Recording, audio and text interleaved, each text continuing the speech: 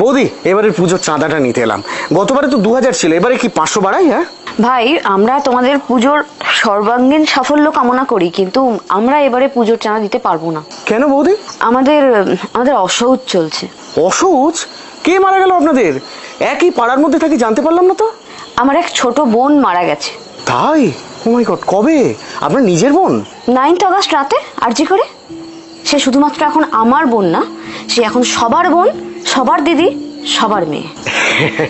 আপনি ইয়ার কি করছেন বৌদি? অ্যামাউন্ট কমাতে হলে বলুন না, কমিয়ে দিচ্ছি, অসুবিধা নেই। আমি সিরিয়াসলি বলছি, এটা সামাজিক শোক, এটা রাষ্ট্রীয় শোক, ভুলো না কিন্তু। মানছি, কিন্তু এইটার জন্য দুর্গাপুজোর চাঁদা? আমাদের বাড়িতে কোনোদিন চাঁদা কমানোর দরকার পড়েছে বলেছি কোনোদিন? না তা না, তবে যতদিন না সুবিচার পাচ্ছি ততদিন এই অসহজ পর্ব চলবে। আর পুজোর আগে যদি আমরা সুবিচার পেয়ে যাই, তাহলে এই চাঁদার দ্বিগুণ টাকা আমি নিজে গিয়ে প্যান্ডেলে দিয়ে আসবো, কথা দিলাম। দেখুন, আপনারা তো লেখাপড়া শিখেছেন, আপনাদের মর্জি, যা ভালো মনে হয় তাই করবেন। এলাম। এসো।